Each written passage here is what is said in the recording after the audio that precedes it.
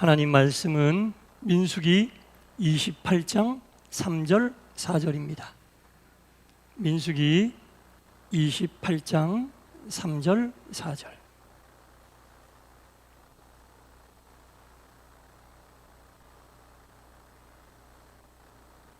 우리 한 절씩 교독하겠습니다.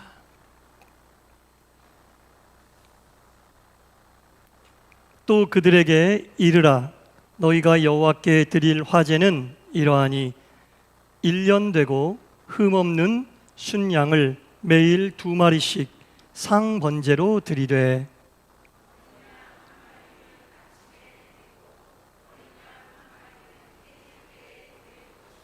아멘. 오늘 밤 수요예배 나오신 여러분 모두를 주님의 이름으로 환영하고 축복합니다. 아멘. 자, 민수기서를 계속 보고 있습니다. 민수기는 모세에 관한 이야기도 나오고 또 주된 핵심은 이스라엘 백성들이 광야 40년을 어떻게 보냈는지 아주 자세하게 써놓고 있는 내용이 바로 민수기다라는 겁니다. 모세가 120살이 되었습니다. 120살이 될 때 그의 눈이 아직 밝고 건강하다고 했으나 하나님께서 모세에게 이제 너는 거기까지다. 이제 너는 거기까지다. 그리고 모세에게 느보산으로 올라가라고 명령을 하십니다. 그래서 모세는 120살에 하나님 명령에 순종하여 느보산으로 들어가 운명을 다하였다. 우리가 이렇게 알고 있습니다. 하나님의 부르심을 받고 하나님 곁으로 갔다라는 얘기죠. 모세가 느보산으로 올라간과 동시에 40년 광야 생활이 끝난 거예요. 40년 광야 생활의 리더였던, 지도자였던 모세가 120살에 느보산으로 올라가 하나님의 곁으로 간 것을 끝으로 이스라엘 백성들의 40년 광야 생활이 끝나고 새로운 지도자 여호수아에 의하여 가나안 정복의 시대가 시작이 되는 겁니다. 모세의 끝은 여호수아의 시작이었어요. 하나님이 주관하고 계십니다. 그래서 여호수아에 의한 가나안 정복의 시대가 새롭게 열리게 됐다라는 겁니다. 이 민수기서는요, 크게 두 부분으로 나눌 수가 있습니다. 1장부터 27장까지는 이스라엘 백성들에게 있었던 역사적인 사실들. 사실 모세가 느보산에 올라간과 동시에 모든 역사적인 사실은 끝나요. 그래서 1장부터 27장까지 이스라엘 백성들이 광야에서 보냈던 40년에 대한 역사적인 사실이 끝이 나고 28장부터 마지막 36장까지는 역사적인 사실이 아니라 이스라엘 백성들에게 하나님이 따로 당부하신 말씀. 역사적 사실은 27장에서 끝나요. 모세가 느보산에 올라감으로 끝이 나고 28장부터 마지막 36장까지 이 9개 장은 하나님이 이스라엘 백성들에게 따로 당부하신 특별한 말씀이다라는 겁니다. 그래서 어찌 보면 28장부터가 이 시대를 살고 있는 그리스도인들에게는 더 중요한 부분이다, 이렇게 볼 수 있겠습니다. 이 민수기 앞부분 1장부터 27장까지에 보면 이스라엘 백성들의 큰 실패가 7번 나와요.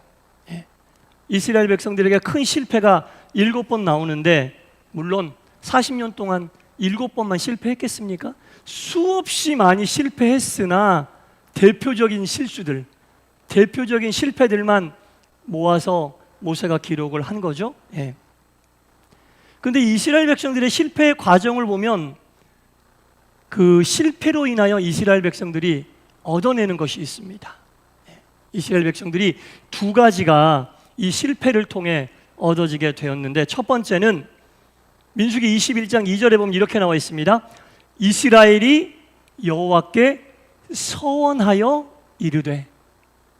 민수기 21장 2절입니다. 이스라엘이 여호와께 서원하여 이르되. 21장이 오기 전까지 상태가 어땠냐면요, 이스라엘 백성들이 실패하잖아요. 이스라엘 백성들이 잘못하잖아요. 그러면 모세가 대표로 하나님께 기도해요. 하나님, 이들의 잘못을 용서해 주십시오. 설령 내 이름을 생명책에서 지우는 한이 있더라도 이 이스라엘 백성들의 잘못은 용서해 주십시오. 반드시 모세를 통해서 모세가 대신 회개하고 모세가 하나님의 응답을 듣고 이스라엘 백성들을 이끌어가는데 21장부터 보면 이스라엘이 여호와께 서원했다. 직접, 이제는 모세가 아니라 직접 하나님과의 관계를 통해 그들의 문제를 아뢰고 하나님께 응답을 듣고 있다는 겁니다. 이건 이스라엘 백성들에게 있어 대단히 중요한 일입니다. 반드시 모세가 그들의 잘못을 꾸짖고 그들의 잘못을 가지고 하나님께 가서 하나님께 대신 아뢰고 서원했어. 그리고 하나님 용서해 주십시오. 하나님 용서해 주십니다. 이렇게 이스라엘 백성과 하나님 사이에 모세가 있었는데 21장 2절부터는 이스라엘 백성이 여호와께 서원하였다.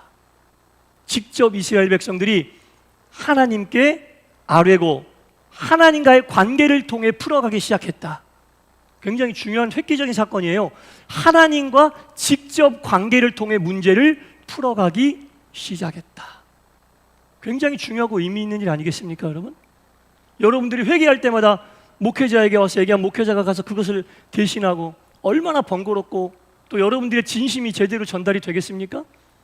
이스라엘 백성들이 그랬는데 이제 이스라엘 백성이 여호와께 직접 서원하게 됐어요. 여러 번의 실패를 통하고 하나님이 역사하시는 과정을 통해 깨닫게 된 거죠. 그전에도 하나님은 직접 소통하기를 원했는데 이들이 깨닫지 못하니까 지도자에게 가서, 눈에 보이는 지도자에게 가서 이야기하면 또 눈에 보이는 지도자가 꾸짖고 대신 회개해주고 잘못을 구하고 용서함을 얻어왔는데 이제는 이 여러 번의 실패를 반복하면서 하나님에 대한 인지가 생긴 거예요. 하나님에 대한 인지가 생긴 겁니다. 하나님께 직접 아뢰고 하나님과 나와의 관계가 얼마나 중요한지 깨닫게 됐다는 거예요. 이게 이스라엘 백성들의 실패를 통해 얻어낸 첫 번째 결과물이다라는 거죠. 두 번째 결과물은 9절에 보면 쳐다본 즉 모두 살더라. 21장 9절이 되겠죠? 한번 제가 확인해 보겠습니다. 21장 9절, 그렇죠. 쳐다본 즉 모두 살더라. 무엇을 쳐다본 즉 살더라이겠어요? 놋뱀을, 불뱀 사건 여러분 기억하시죠? 불뱀 사건, 불뱀에 의하여 물려 다 죽게 생겼을 때 하나님이 구리로 뱀을 만들어 장대에 달고 쳐다보면 모두 살리라. 그리고 실제로 그 놋뱀을 쳐다보고 살아난 이스라엘 백성들이 있었다. 이건 뭐냐면 하나님 말씀에 순종하고자 하는 믿음이 생겼다는 겁니다. 대단한 결과물입니다. 여러 번의 실패와 대표적인 7번의 실패를 통해 이스라엘 백성들의 마음속에 어떠한 말씀이라도 순종할 수 있는 믿음이 생겼다. 이해가 되는 말씀만 순종한 게 아니라, 납득이 되는 말씀만 순종한 게 아니라, 나에게 복을 주시는 말씀만 순종한 게 아니라, 내가 따르고 싶은 말씀만 순종한 게 아니라, 내가 다 알아서 가지치고 가감하고 재단하여 말씀 받아들일 것만 받아들이고 순종한 게 아니라, 황당한, 우리 입장에서 보면 어떻게 불뱀에 물린 사람이 놋뱀을 쳐다보면 삽니까? 황당해도 이렇게 황당한 처방법은 없는 거죠. 그런데 그 놋뱀을 보고 살아난 사람이 있었다. 이건 이스라엘 백성들의 마음에 믿음이 생겼다. 말씀이라면 어떠한 것도 따르고자 하는 믿음의 사람들이 이스라엘 백성들 가운데 생기게 됐다는 겁니다. 납득이 안 가는 말씀도 여러분 하나님 말씀이에요. 우리가 납득이 안 가는 거지, 하나님 말씀이 하나님 입장에서는 납득이 안 가는 말씀이 아니거든요. 우리의 작은 머리로 어떻게 하나님 말씀을 납득하고 이해해서 그런 말씀만 믿고 따르겠습니까? 불뱀에 물려 죽게 생겼을 때 놋뱀을 쳐다보면 산다고 하면 쳐다보고 살아나는 것이 하나님의 말씀인데 우리는 이해가 안 되죠. 이해되지 않아 쳐다보지 않고 죽은 사람 많지만 그 뱀을 쳐다보고 살아난 사람도 많아. 이건 마음에 말씀이라면 어떠한 말씀도 믿고 의지하고 따르고자 하는 믿음이 이스라엘 백성들에게 생겼다라는 겁니다. 얼마나 대단한 변화입니까?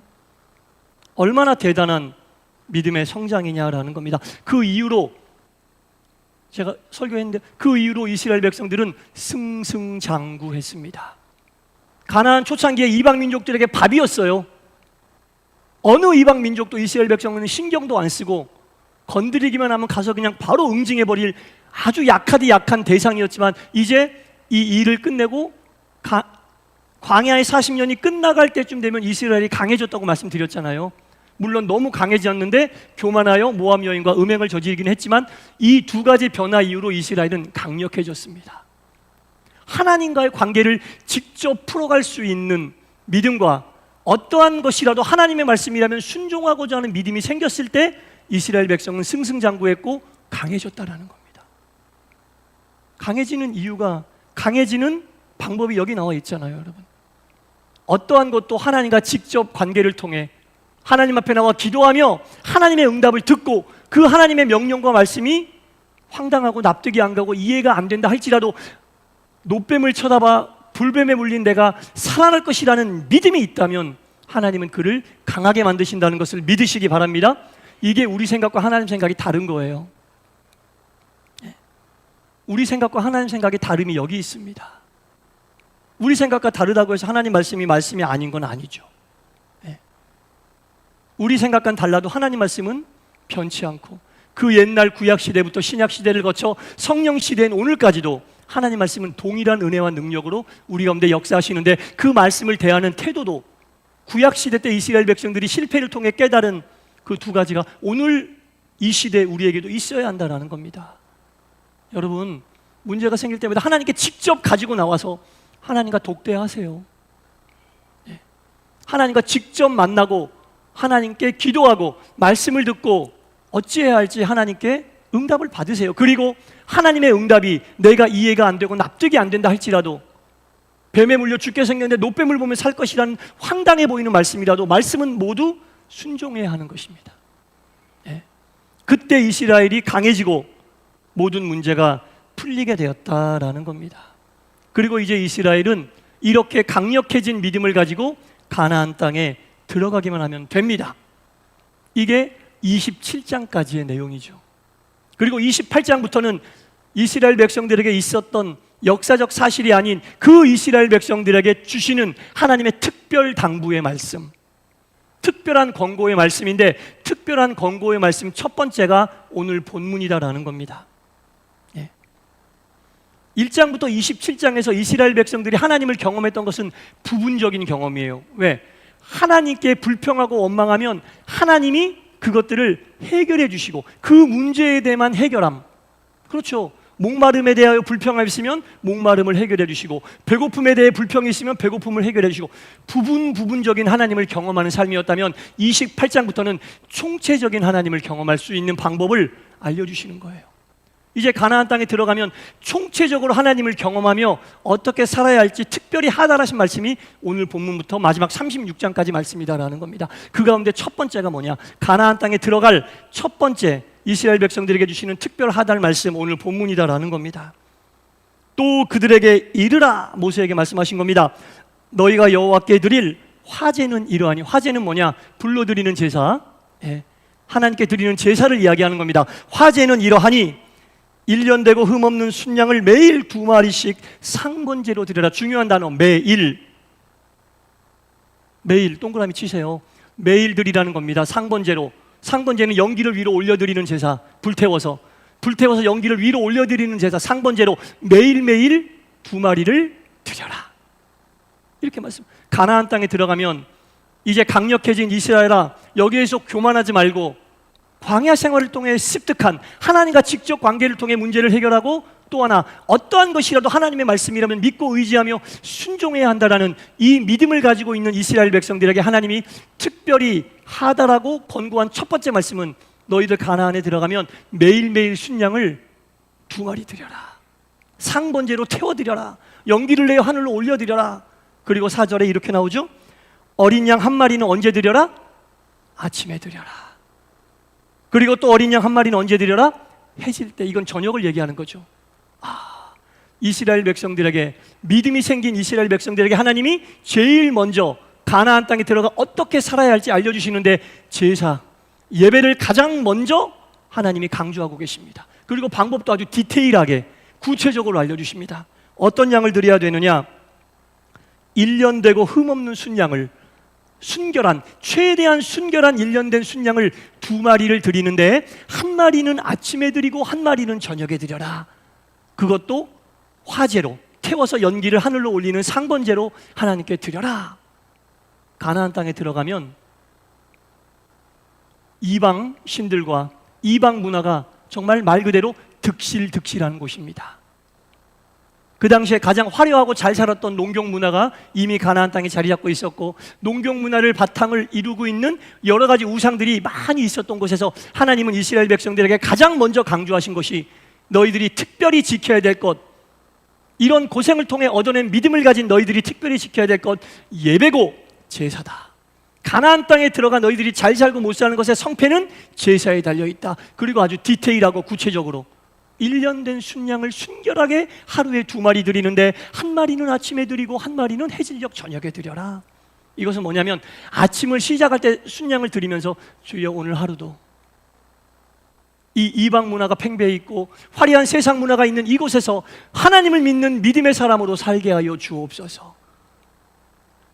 다짐하는 거죠. 하루를 하나님께 드리고 또 일과를 마치고 저녁 때 해질녘에 들어와서 또 한 마리를 드리면서 하나님 오늘 하루도 믿음으로 살게 하신 하나님 감사합니다. 이제 내가 잠을 잡니다. 잠잘 때조차도 내 의식 속에서 하나님을 떠나지 않게 하옵소서. 잠자는 건 무의식이잖아요. 무의식 속에서조차도 하나님을 떠나지 않게 하옵소서. 그 밤을 하나님께 의뢰하는 겁니다. 24시간 내내를 의뢰하는 겁니다. 하루를 보내게 하신 하나님께 감사한 물론이고 저녁 제사를 드린 이후 깨어날 때까지 아침 양을 드리기 전까지 그 시간도 하나님 지켜주십시오. 24시간 내내 하나님께 속해 있는 자로 살기를 원합니다. 아침에 드리고 저녁에 드리라는 얘기는 그런 뜻입니다. 하루가 온전히 주님께 맡겨지고 잠자는 시간조차도 무의식 속에서도 하나님의 자녀로 잊지 않고 하나님 품에 거하게 하여 주옵소서. 그렇게 양을 태우라는 거예요. 아침에 한 마리 양을 태우고 상번제로, 저녁 때 또 한 마리 양을 상번제로 태우고. 여러분, 그럼 이 신명기의 말씀, 구약의 말씀, 오늘을 살고 있는 우리가 어떻게 적용해야 돼요? 여러분, 어떻게 적용해야 돼요? 매일매일 집에서 양 태웁니까? 못 태우잖아요. 어떻게 해야 돼? 아침에 일어나서 기도하세요, 여러분. 양을 태우는 심정으로, 하나님께 양을 태우는 심정으로 기도하십시오. 그리고 저녁 때도 하루를 마무리하면서 양을 태우는 심정으로, 예배하는 심정, 제사하는 심정으로 하나님께 기도하십시오. 교회에 나와서 할 수 있으면 좋고 안 되면 있는 곳에서라도 알려주시잖아요, 방법을. 믿음이 있는 자들이 가나안에 들어가 어떻게 살면 잘 살 수 있는지. 이 내용은요, 여러분, 특별 지시 내용이에요. 특별하게 하나님이 알려주신 민수기 28장부터 36장까지는 아주 특별한 내용들을 디테일하게 알려주고 계십니다. 다음 시간에 살펴보고 또 다음 시간에 살펴보면 정말 디테일하고 특별한 하나님의 지시구나라는 걸 딱 알 수가 있거든요. 너무 구체적으로 알려주고 계십니다. 그냥 막연하게 하루를 시작할 때 하나님께 제사하고 하루를 마무리할 때 하나님께 제사해라가 아니라 1년 된 순양 2마리를 매일매일 드리되 아침에 한 마리 태워 연기를 올려 상번제로 드리고 저녁 때 또 한 번 태워 상번제로 하나님께 드려라. 그것에 대한 뜻과 의미는 정확하게 우리가 알고 있어야 돼요. 그때처럼 양을 태우지는 못하나 그때 그 의미와 의도는 변함없이 우리가 이 시대에 품고 아침에 깨어서 교회에 오실 수 있으면 오셔서 양을 태우는 심정으로 하나님께 기도하고 하루를 마무리할 때 있는 곳에서나 교회에 오실 수 있으면 와서 또 하나님께 양을 태우는 심정으로 기도하면서 가나안에 들어간 이 믿음의 사람이었던 이스라엘 백성들에게 하나님이 특별히 주신 말씀을 오늘 이 시대에도 우리가 지키며 살아야 되지 않겠습니까? 하나님이 주신 이 특별한 말씀, 가나안에 들어가 어떻게 하면 믿음을 지키고 잘 살 수 있는지를 분명하고 확실하게 알려주는 첫 번째 하나님의 말씀이다라는 겁니다. 오늘 말씀의 제목이 뭡니까? 성패는 예배로 결정이 된다. 가나안에 들어가 잘 살고 못 사는 일은 하나님께 어떻게 제사했는지, 하나님이 알려주신 방법대로 했는지, 내 마음대로 내 뜻대로 했는지, 거기에서 성패가 결정된다라는 것을 분명히 알아야 한다라는 겁니다. 사랑하는 성도 여러분, 이 시대를 살고 있는 우리의 하루하루의 성패도 아침에 내가 어떻게 양을 태우고 저녁 때 어떻게 양을 태웠는지 거기에서 결정이 돼요. 이 시대의 그리스도인으로 믿음의 사람으로 사는 것의 성패는 어떻게 내가 아침에 양을 태웠는지 저녁에 양을 태웠는지 거기에서 결정이 된다라는 겁니다. 오늘 주신 말씀을 마음에 잘 품으시고 매일매일 아침과 저녁에 양을 태우는 심정으로 하나님께 간절히 기도하여 여러분들의 삶이 은혜가 충만하고 모든 것이 풍요롭고 하나님 보시기에 아름답고 합당한 삶을 살 수 있게 되기를 주님의 이름으로 간절히 축원합니다. 기도하겠습니다. 주님, 가나안에 들어가는 이스라엘 백성들에게 하나님은 특별히 명령하시는데 첫 번째로 우리에게 이스라엘 백성들에게 말씀하시는 것은 날마다 바치는 번제물로서 하루를 시작하고 마무리하라는 말씀입니다. 1년 되고 흠없는 순양을 매일 2마리씩 상번제로 드리되 한 마리는 아침에 드리고 한 마리는 해질 때에 드리라고 주여 말씀하고 계십니다. 이 시대 오늘을 살고 있는 믿음의 사람들인 우리들도 아침에 일어나 양을 태우는 심정으로 하나님께 간절히 기도하게 하시고, 하루를 마무리할 때에도 양을 태우는 심정으로 하나님이 알려주신 방법 그대로 1.1에게 더함도 가함도 없이 온전히 말씀 따라 하나님께 기도하며 하루를 마무리할 때에 24시간 내내 하나님과 동행하는 은혜로운 삶을 살 줄 믿사오니 주여 이 말씀이 우리의 삶을 지탱하고 이끄는 은혜로운 말씀 되게 하여 주시옵소서. 예수님 이름으로 기도드리옵나이다. 아멘.